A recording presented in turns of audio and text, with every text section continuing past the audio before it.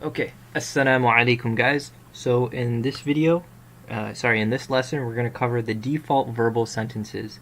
Last lesson, we discussed that there's two types of sentences. There is the jumla ismiya, which means nominal sentence, and that's a sentence that begins with a noun made up of two parts, the subject and predicate, in Arabic known as the mubtada and khabar, respectively.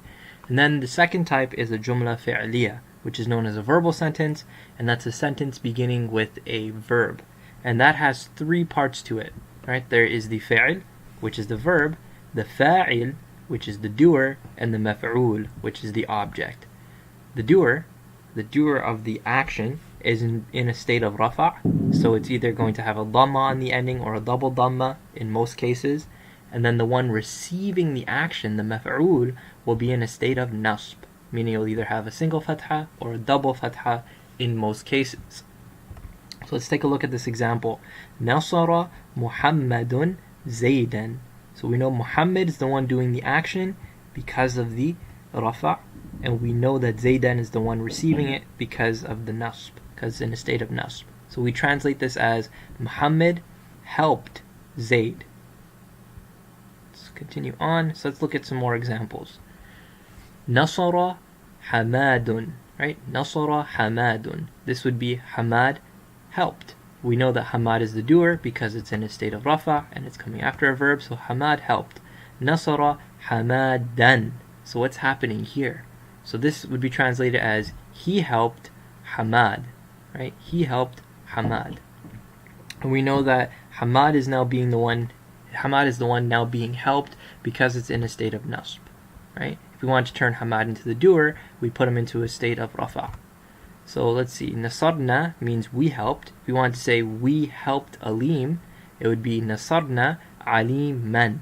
And it would be man because it's the one receiving the action. Alim in this case is the one being helped. He is our maf'ul, so he would take on a state of nasb.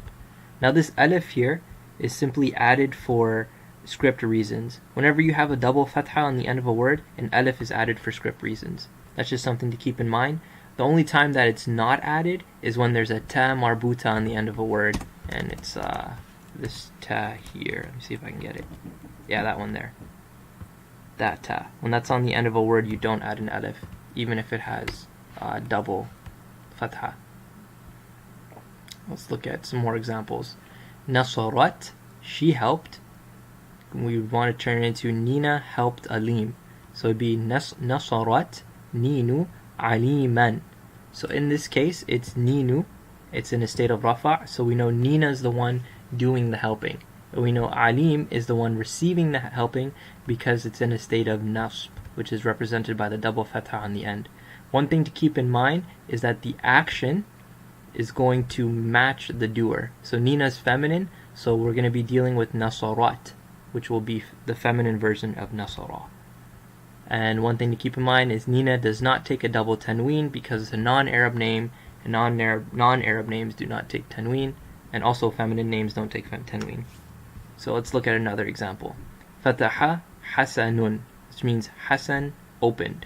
If I want to say Fataha Hasanul Baba, so Hasan opened the door, we know Hasan is the doer because it's in a state of rafa, coming after a verb, and we know Al-Baba is the one receiving the action, the maf'ul, because it has a fatha on the end. So Hasan opened the door.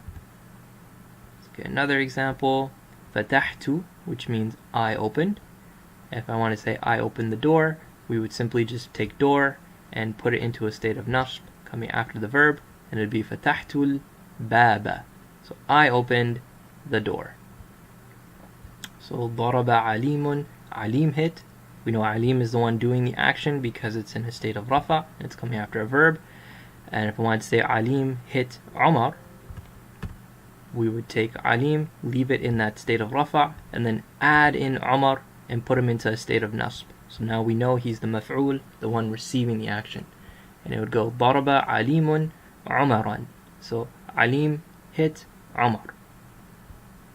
So one thing to keep in mind is that the meaning doesn't come from the order, right? We can have the maf'ul coming before the doer, right? The object coming before the doer. What we're really looking at is the ending.